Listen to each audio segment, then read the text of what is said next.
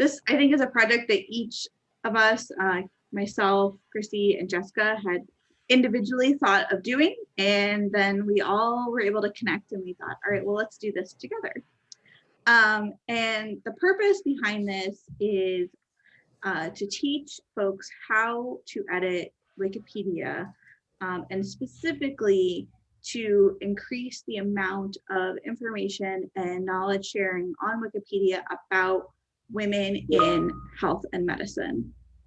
And the reason is that a lot of those folks are not very well represented on Wikipedia. It kind of emerged out of the Art Plus Feminism piece, our program that focuses on women artists. And we've just adapted this for women in health and medicine. And I thought maybe each of us could introduce ourselves and what has drawn us to the project, and then we can kind of dive in from there. So I'm happy to get started. My name is Carolyn No. I am the program director for the Institute for Health Innovation. My real interest is in health and medicine. That's why that's the theme for this, is that we want to make sure those folks are represented. And our main mission is to work on population health. And I think that showing folks that the end result of a career in health and medicine can, what it could look like, and showing that on Wikipedia.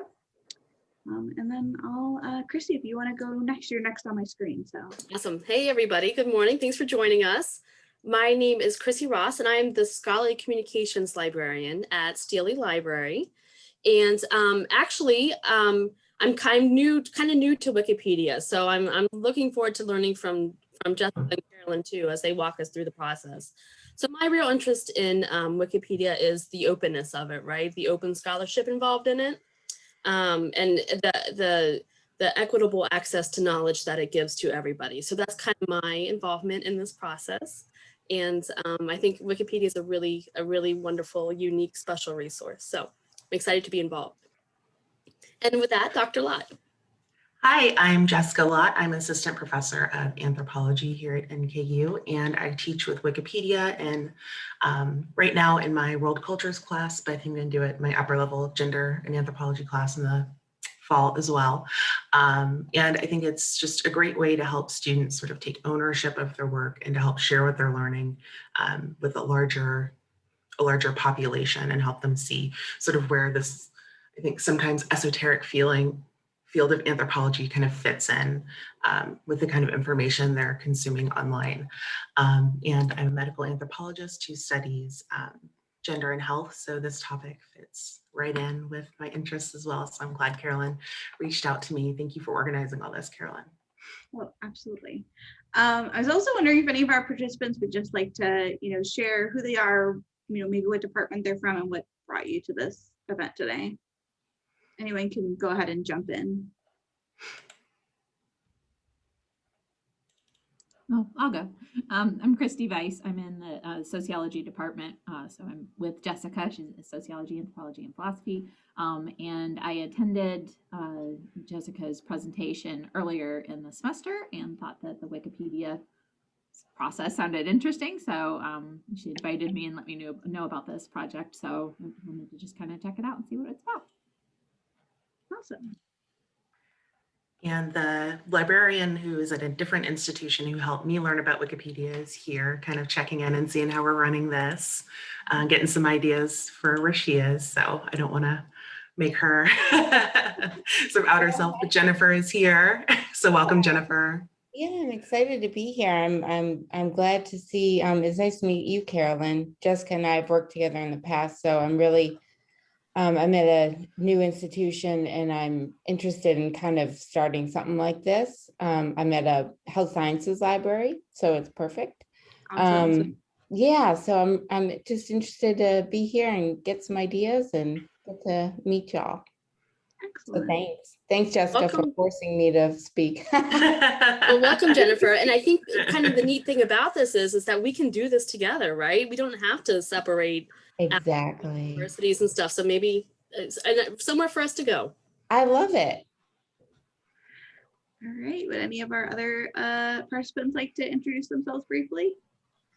I'll introduce myself. I'm Kathleen Fegan. I'm a faculty member in psychological science. I'm here because I use Wikipedia a lot, and I'm curious to learn more about it and how to edit pages. And I'm also here because I was an information literacy ambassador a couple of years ago, and I want to look for ways to stay involved in information literacy. Awesome. So, and Ray is one of my wonderful students, so she's Great. here to learn a little bit about how to edit Wikipedia and maybe get some extra credit. Great. Okay, great, open scholarship. So as Dr. Fuigan mentioned, I know we have a few of our information literacy ambassadors in here. Christy, are you one of our ambassadors? No, not yet, right? Not yet? And that's kind of what drew me into this project, is this information literacy connected to open scholarship and open research. Thank you for coming, everybody. And I know our ambassadors are familiar with the term scholarship as a conversation, which essentially is what Wikipedia is in my mind. You know, only openly accessible to all. And I know to some of that might be a little scary to some of our researchers when research and content is open to all. But Wikipedia is an interesting because if some of you have kind of researched into Wikipedia, it's actually been shown to be pretty accurate in its content, right? With how it's set up for everybody to access it and be peer reviewed openly. It's actually a fairly reliable resource. And you know, all that is kind of done through, the idea of is through crowdsourced participation and open peer review, which kind of generates, I think, a lot of questions about research, the entire research life cycle in general. You know, not even just Wikipedia, but our entire research life cycle, and many of the hurdles researchers encounter when going through a closed door publishing process and peer review when it's closed off. You know, not to mention the amount of time it takes for final publication in some of these traditional publishing models. A lot of times that when research is published, the data can already be outdated. So I think Wikipedia brings to light many issues related also to equitable access to scholarship, especially taxpayer funded scholarship. And also important in this session, the lost voices in the publishing model, particularly related to diverse voices and who's being blocked out of traditional publishing models. So Wikipedia kind of addresses all of that. Okay, I think I'm ready for the next slide, Carolyn. And I think it's, you know, important to remember that Wikipedia at its foundation is about being inclusive, and that's why it's an interesting project to incorporate into different sessions and have these Wikipedia edit-a-thons.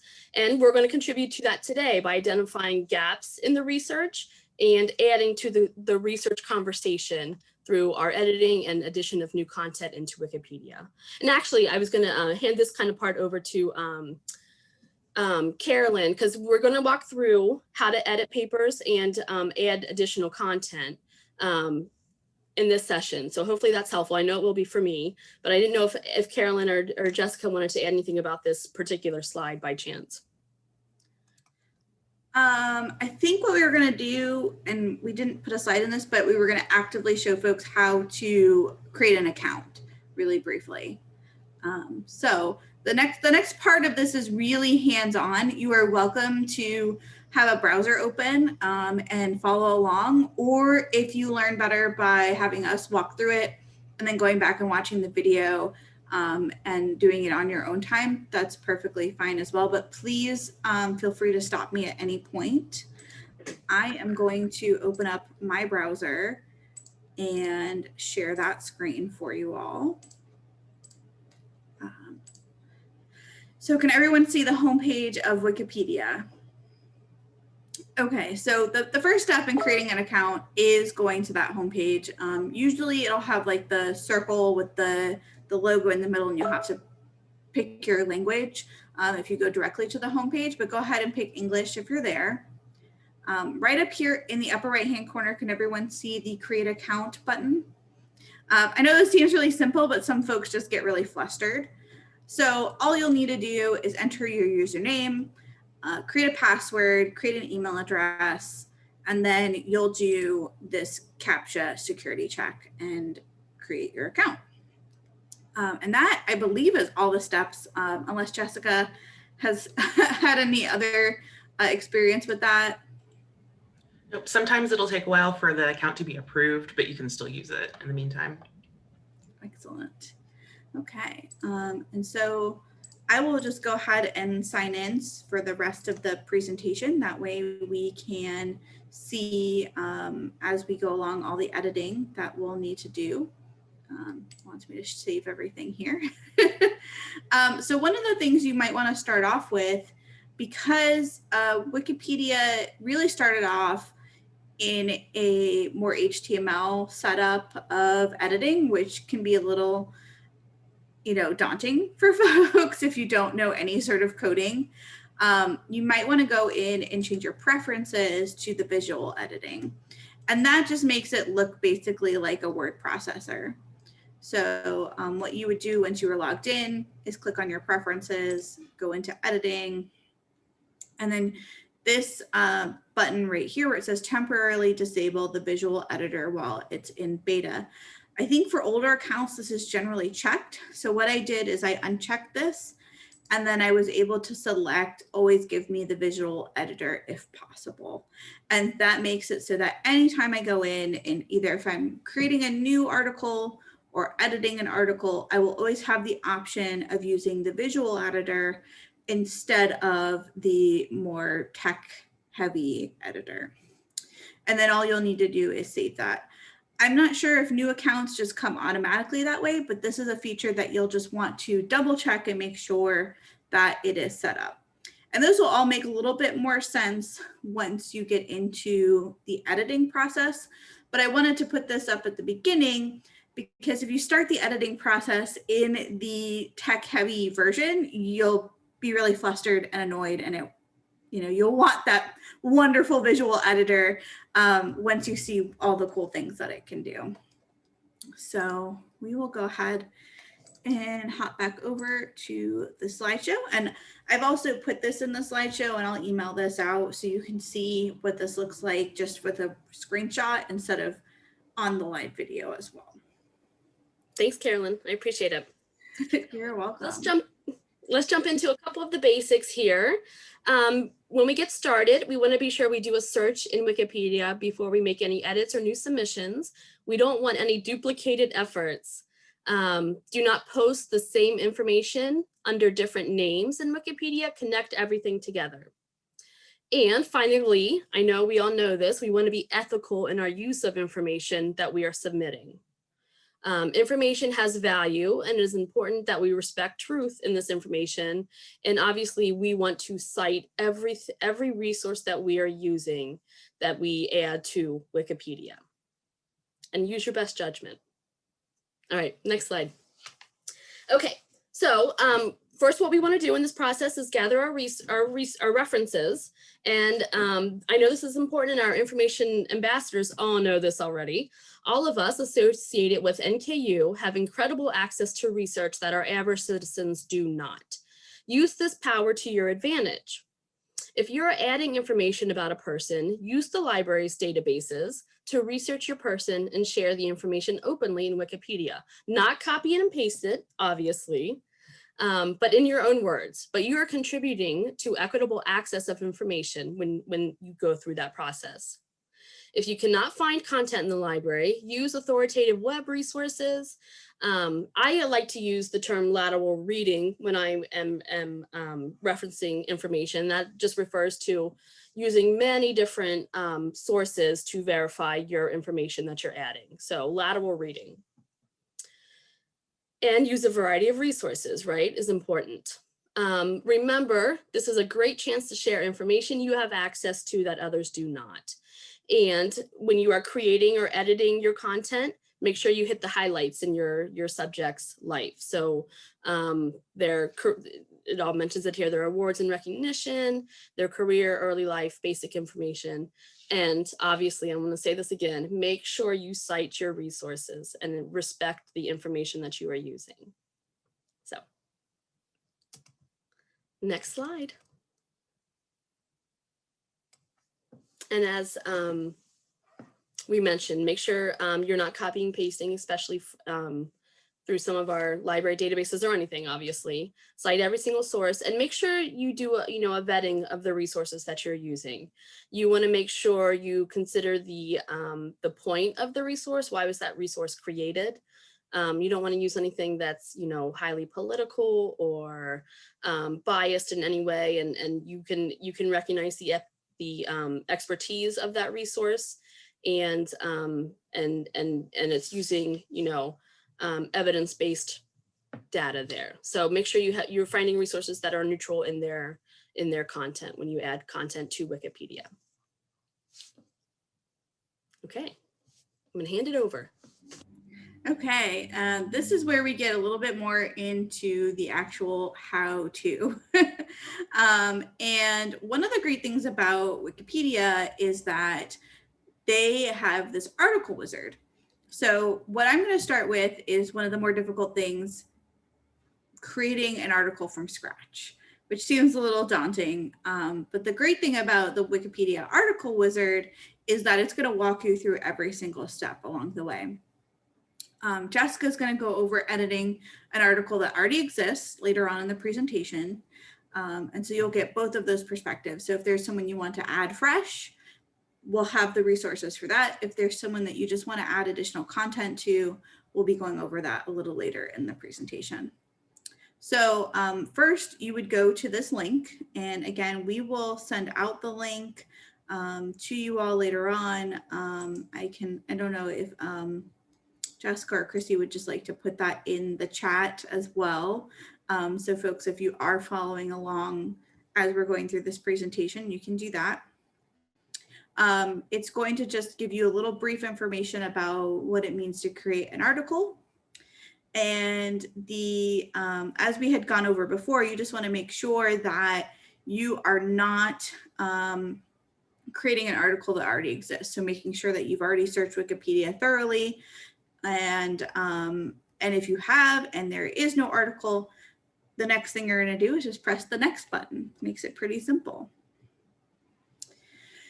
The next page is going to go over some common mistakes. Wikipedia likes to make sure that you are not writing about yourself.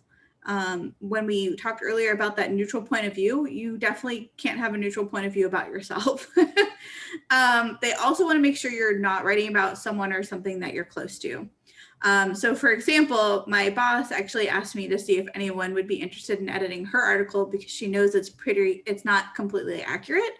So I'm going to throw it up on the list, but I'm not going to be the one to edit that article.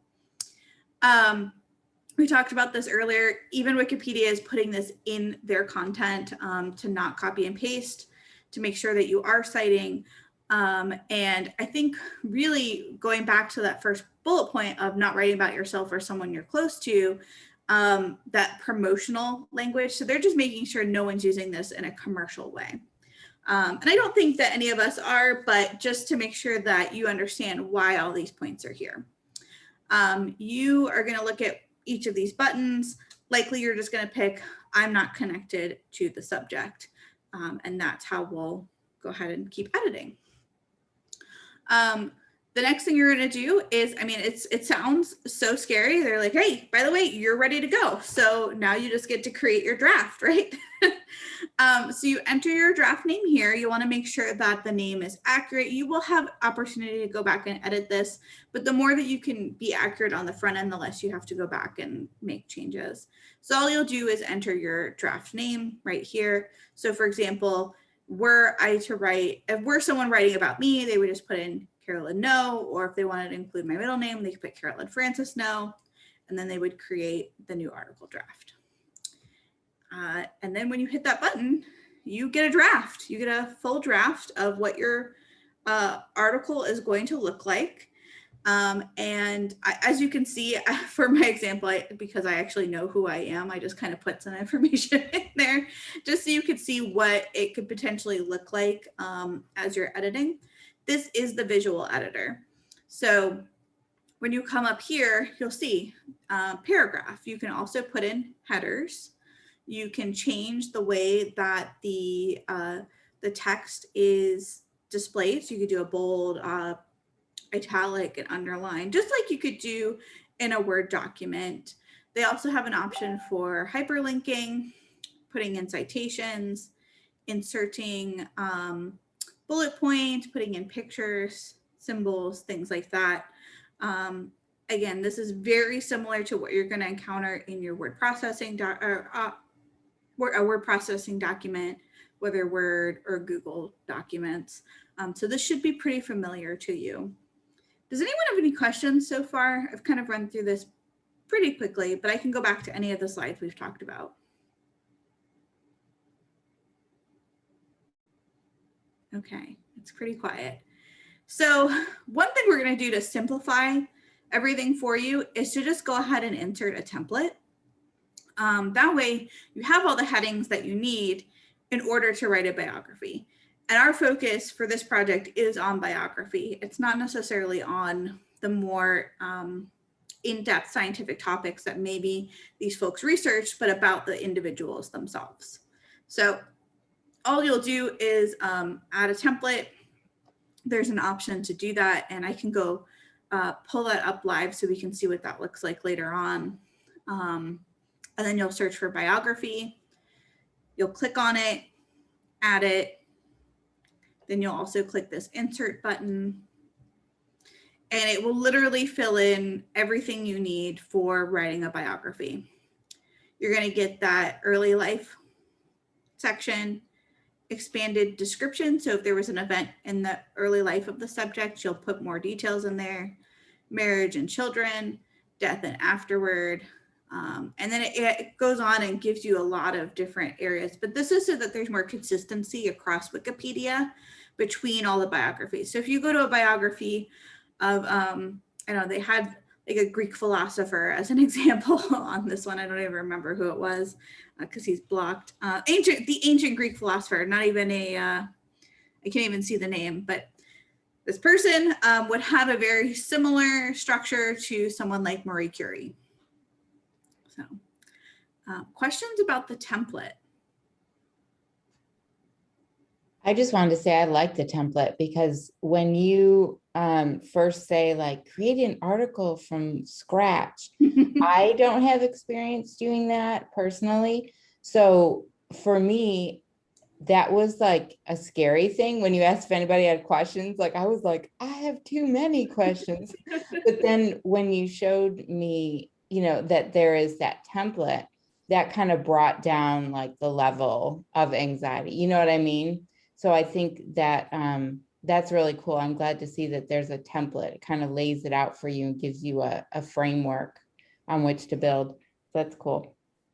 Absolutely. And Jessica had found a list. I can't remember which list we had looked at originally, but that has like best examples or top examples of what these biographies should look like. And we'll put that in the resources as well. We'll talk a little bit about steps after this. So you'll be invited to a Discord, which is kind of like Slack or any of those other collaborative softwares that you can use where you can access some of these resources. We'll put them in the chat. We'll put them in the information that goes out at the end as well.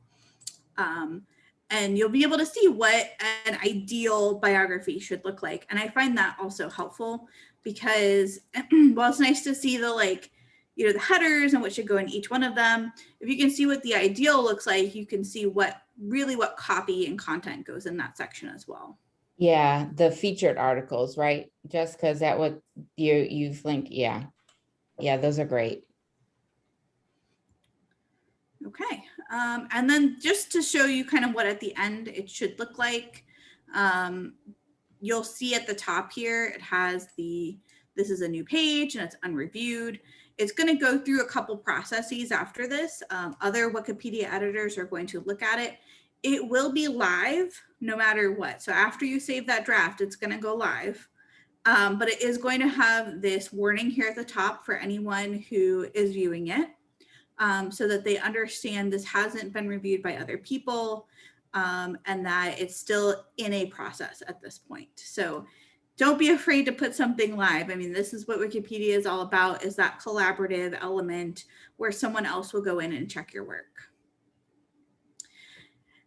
And then congratulations, you've created a Wikipedia article. So, I mean, it's really as simple and easy as that. And as you mentioned, it is a little daunting in the beginning. I'm going to create a Wikipedia article from scratch. And there's so much more meat in between of putting the copy and the content and the hyperlinks and the citations. But this is a very high level overview of the actual physical process of going through this. So questions before we move on to the next section? Okay. So like I said, we're going to send out some more links for you so that you can see some of those ideal articles. You can see what the biography template looks like. Wikipedia has so many resources on the back end so that you can understand. Oh, there's some chats going on. All right, so there's some links being added. Awesome. All right. Now we're going into how to edit a wiki article. So that's the other end, and I'm going to turn it over to Jessica. Great, thanks. So let me try to share my screen. There's my screen. Okay. So another thing you might want to do is if there's a page that's just underdeveloped and doesn't have as much information, maybe you want to add some information there.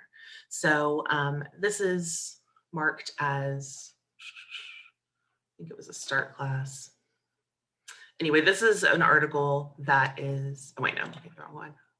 Here we go. Here's one that is marked as, there's not as much done, it's rated start class. So say you worked on her page and you see how there's a little bit less information, it's less filled out compared to this page, which is like a gold star one, basically. You can see in the corner, it's about as well developed as a Wikipedia article will be. So you see how much more in detail there is about all of the work she's done and her legacy and key publications and things like that. So say you're working on a page more like Edith Quimby's, you did some research, and referring to that bibliography template can be helpful in terms of understanding what categories need to be added or expanded. And so you find more about her research, 2 sentences or 1 sentence is probably not going to cover it, right? And you want to add more in there. So I would recommend working in a sandbox. On Wikipedia, when you're logged in at the top, there is a link to Sandbox, a link that says Sandbox. And if you click on it, it'll open up a sandbox for you. Mine has all kinds of junk in it from teaching. But this is a place where you can kind of work through your ideas, and they're published to your sandbox. So anyone who comes across your sandbox online will see it. But it's not the same as having something published in an article where people are looking for it, right? So it's like a sandbox suggests is a place for you to kind of play and work around. So I would suggest sort of writing in here first and then moving your work over to the live page. And so there's 2 sets of tabs up top, right? Your user page, which is what we're working with right now, and then these 3. So you always want to make sure whatever you're working on is highlighted or is clicked on up here.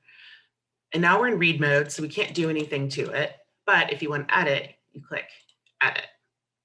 And then that visual editor should come up.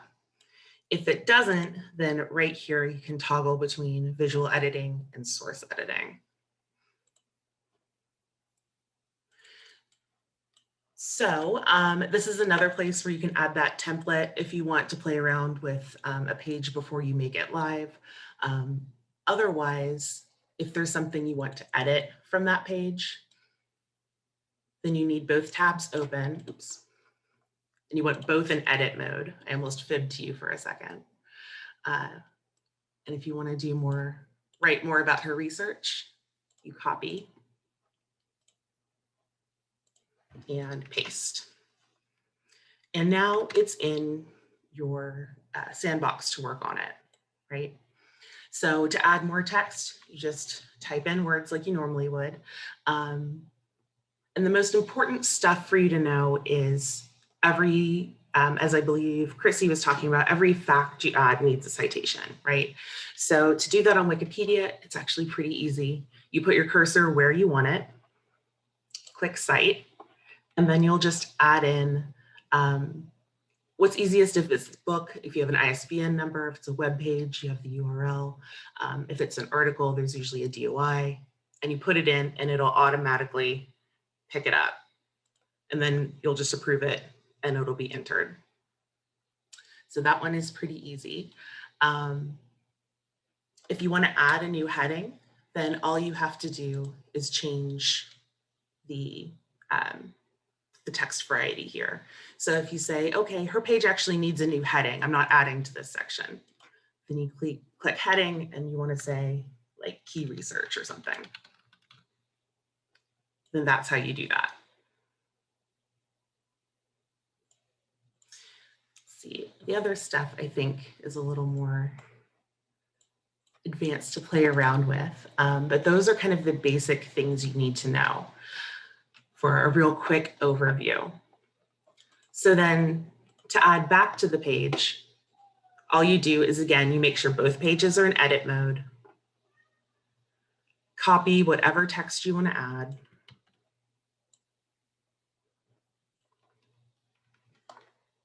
where's my cursor?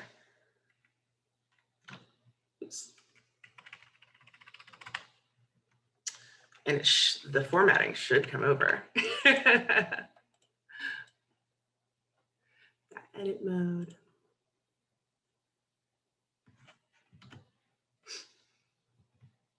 There we go. And it should come over.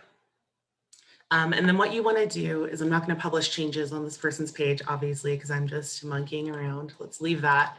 But when you do some work, you want to hit publish changes. One of the biggest issues I have with students especially is they're used to things auto-saving, and this does not do that. So every time you make a change, it asks you for an edit summary. So what did you do? Just a few words, and publish changes. And that's it, it's saved. And so the nice thing about the sandbox is all of the tools and everything are exactly the same as a live Wikipedia page and article. So you'd follow the same steps here. So you add a little bit of information when you're ready to make it live. Excuse me, click publish, and then say what you did and hit publish. And so I think that's enough to get you started. There are a lot more bells and whistles, but I think basic is good to start with. Jessica, would you want to show what the source editing looks like, just so folks know why it's a good idea to use the visual editing? Sure. I don't really know how to use the source editing. Well, I think showing what it looks like. Yeah. So I don't even touch it usually. So this is source editing, right? And it's all in a language called Wiki code. So that's a lot less friendly than this, like what you see is what you get format. So do not touch that is what you're saying. Stay away, beware. No, nothing is irreversible on Wikipedia. All of those changes that I'm making, the reason you add a little comment is it adds right into the history page, and you can always undo something.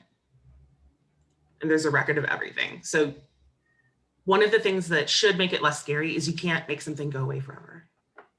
I wouldn't even know how to do that. Everything is right there for you in the history.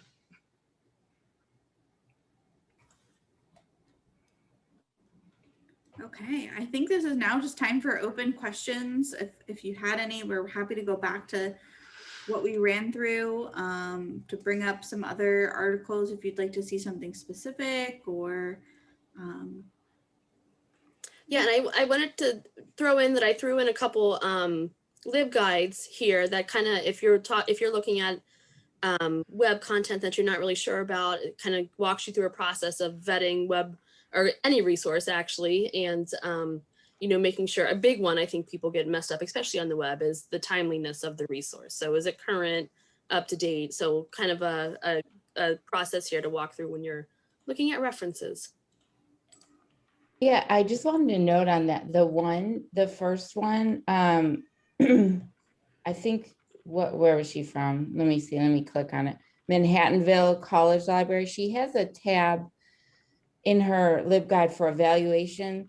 And for information literacy, we don't really use we find that crap is kind of irrelevant for today's information landscape. There's a better model if you have to use a model. And it's, I don't know if any of you have ever heard of Mike Caulfield's SIFT model. It's the 4 moves. I'll put that in here. It's much more, it includes that lateral reading that I think Carolyn was talking about, investigating the source, that kind of a thing. It's very much more broad. So I'll post that in the chat.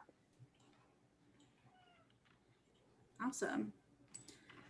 I think a couple of things that we'd like just to make sure that you all have for if you'd like to participate in some of the upcoming sprints that we're doing is our Discord. I'm going to go ahead and put the link in here. And then I'm also going to go ahead and share my screen. So if you have never seen Discord before, you can get a sense of what this looks like. So Discord is essentially just like a collaborative software. As you can see, I'm in a lot of Discords over here. So these are all the different ones that I'm in. The one that we have set up is the NKU Wikipedia Edit-a-Thon for women in medicine and health. Each of these text channels are different spaces where you can start conversation. This first one I've called Start Here, just so that you can see what our Discord guidelines are for using this space. The second one is our introduction space. So this is an area where you can talk about yourself and what you are working on. We've also started a resources tab here. So if you, and we've pinned it to the top so that even if you're scrolling down, you would be able to find all of these resources later on and be able to reference them back. And we'll start adding some additional channels in here as we go through so that you can better collaborate with some of the folks who will be working on the sprints as well. And then Jessica or Christy, would you like to talk about our upcoming sprints?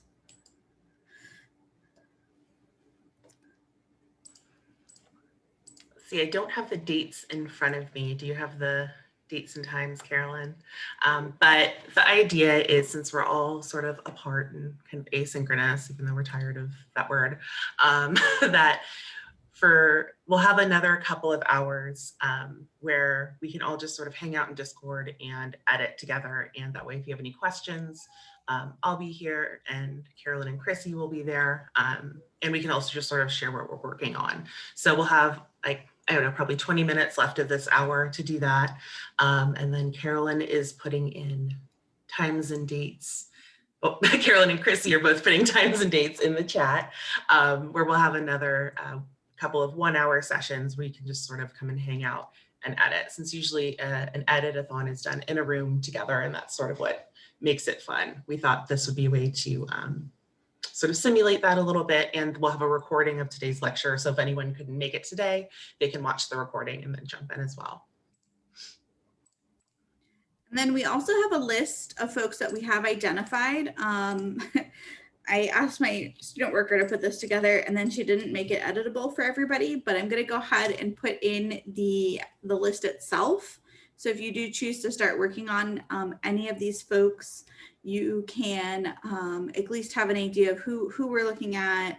You can claim a person, you can just let us know who you're working on. But what I can do is at least kind of show you what we're looking at. I'm going to skip the first one, which is a bigger edit need. That's just to update that entire article to have more women in medicine represented from like the 21st century. And I'm going to go to our first person who's been identified on here. So one of the best things about Wikipedia is that it's going to tell you what's wrong with an article from the beginning. So this one is asking for additional citations for verification. You can see that they've given some suggestions on where to find some of that information. And as you scroll through, you'll be able to see maybe where there might be some areas that need more citations or information.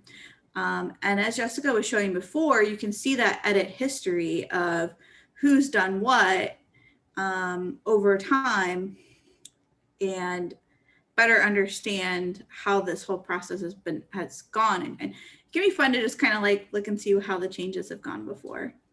So this is a really good example of someone who just needs some more citations. It looks like they've probably used the biography template. It's a nice one because it has the picture, has some of that information on the right-hand side. Let's see if I can pull just one more that maybe has something. So like, sure, go for it. Question, sorry, Carolyn. How did you curate all of those? Is there like a page that you went to or some type of search that you did to get all of those articles that needed citations? Yeah, so this first article, Women in Medicine, which can you see that pulling up right now? I went through each of these to see how well they were updated and how much information they had. And if it seemed like it just didn't have enough information or had errors that Wikipedia was flagging pretty quickly, I put those in here. Okay, so it really is a time-intensive process for you. There wasn't like a quick and dirty search. No, I like doing this kind of thing. So. Okay. Well, good, then you're the perfect person. Another one that we grabbed was the list of first female physicians by country. And so you can see there, even if you just go right here, like this clearly doesn't have an article attached to it. And that was pretty easy to just to find really quickly. Really don't like this. What is this doing? Hold on one second. It's like blocking my view of being able to flip through all the different screens there. So I'll try this one more time. So I have a question, if I might interrupt for a moment. So this is clearly scholarly activity. This represents contributions to our corpus of knowledge about people. And I'm wondering what your thinking is regarding how this work is regarded, evaluated in terms of scholarly productivity. Typically we place a high premium on publishing in the so-called closed outlets.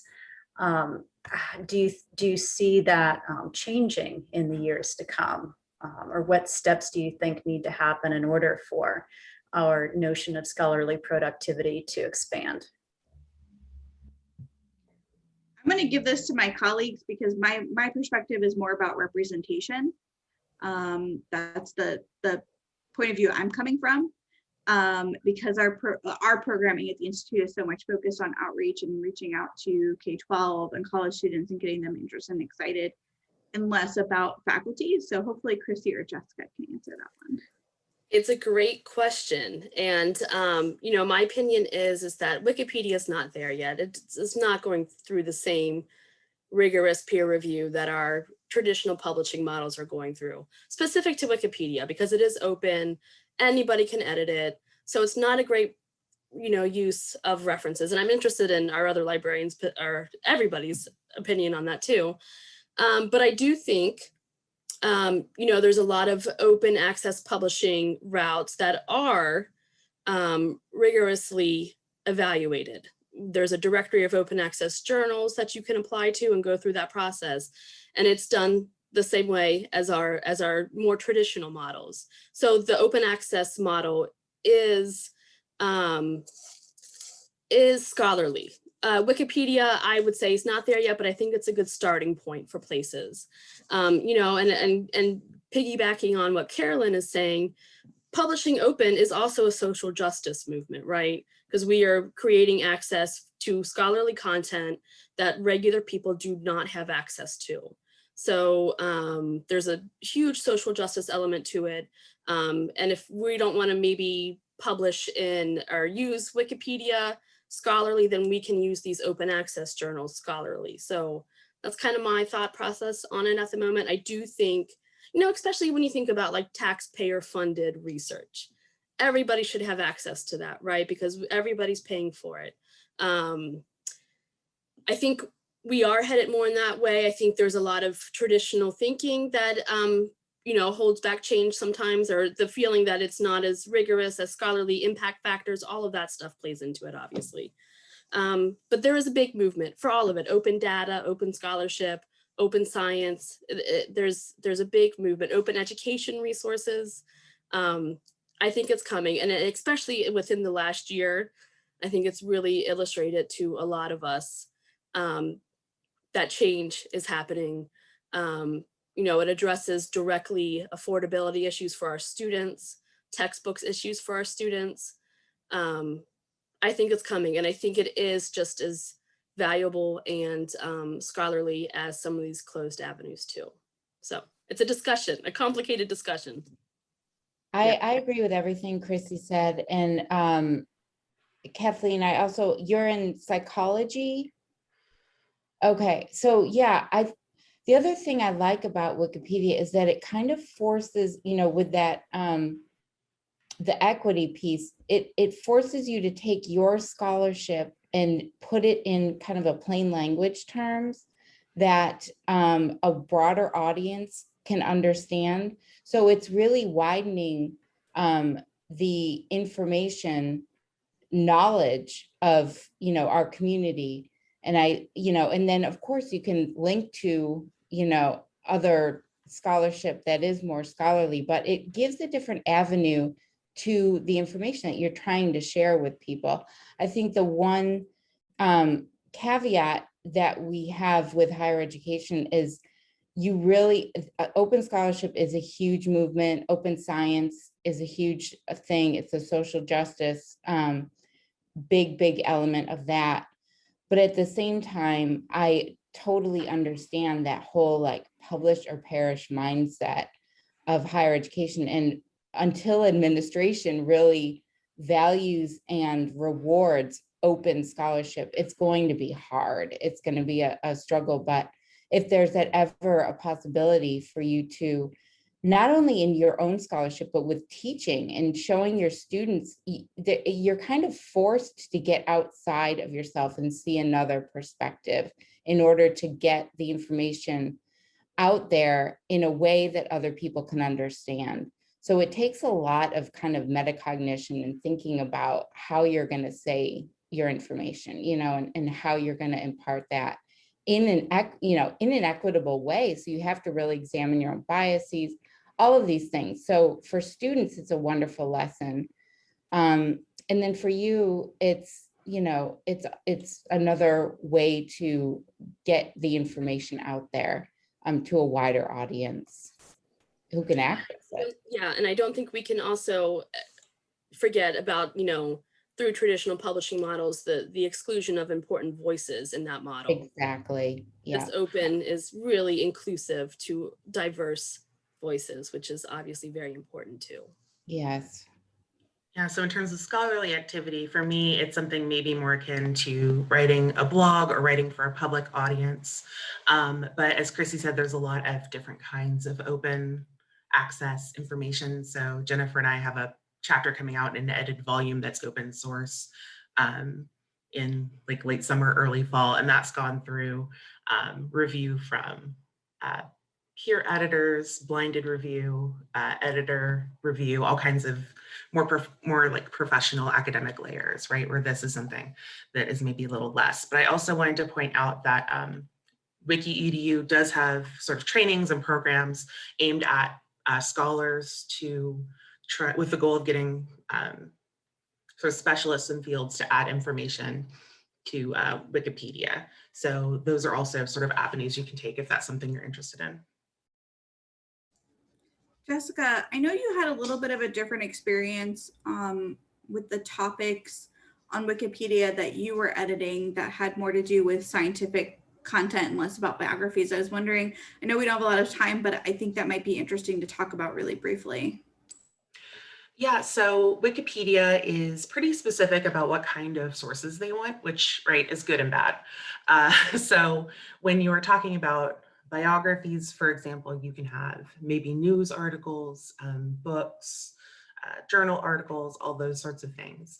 But when you get to sort of communicating information about science, especially like quote unquote hard sciences, they really want, I guess they would be like tertiary sources, right? Where you don't want sort of one person's study on like, I don't know, on the COVID vaccine, right? You want a review article that summarizes all of it because it takes a while for that community to build up some kind of consensus, right? So when I had students in cultural anthropology who were interested in sort of cross-cultural health, they ran into some issues trying to get information on those kinds of pages because on a page about a different culture, something like a book or an ethnography would be an appropriate source. But the guidelines for communicating science are such that, which includes health, are such that those kinds of sources were usually removed and saying, oh, you need something that's more of an overview. So the disciplinary differences carry over into this space as well. Do we know a lot about the people who review those science articles? Sorry, I'm putting you on the spot. This wasn't a question that I asked you before. Yeah, sometimes it's done by people who either work for Wikipedia or sort of professional level volunteers. I don't know, the people like marked by Wikipedia on their accounts, you know, and they link you to the guideline for adding to those kinds of pages, usually. Okay, well, you are welcome to follow up with any of us about questions. I'm going to, the recording will take a little while to process and then to get up onto YouTube. So after that processes, I will send out the recording, the PowerPoint, any of the links that we talked about today. I'll include myself, Chrissy, and Jessica's contact information, and then also do the Discord link again. If you have questions, please don't hesitate to reach out. We are really excited to do this and add some more women to Wikipedia who deserve recognition. So just let us know if you need anything. Yeah, thanks everybody. Really enjoyed the conversation. That was a great question, Dr. Fegan, so thank you. Thank you. I learned a lot. I'm glad I came. It's very interesting, isn't it? Yeah. Yeah. Thank you, you. everyone. This was wonderful. Well worth my time. Awesome, Thank you. awesome. Thanks, Jennifer. Sure. Bye. Guys. Bye, Bye. Jessica.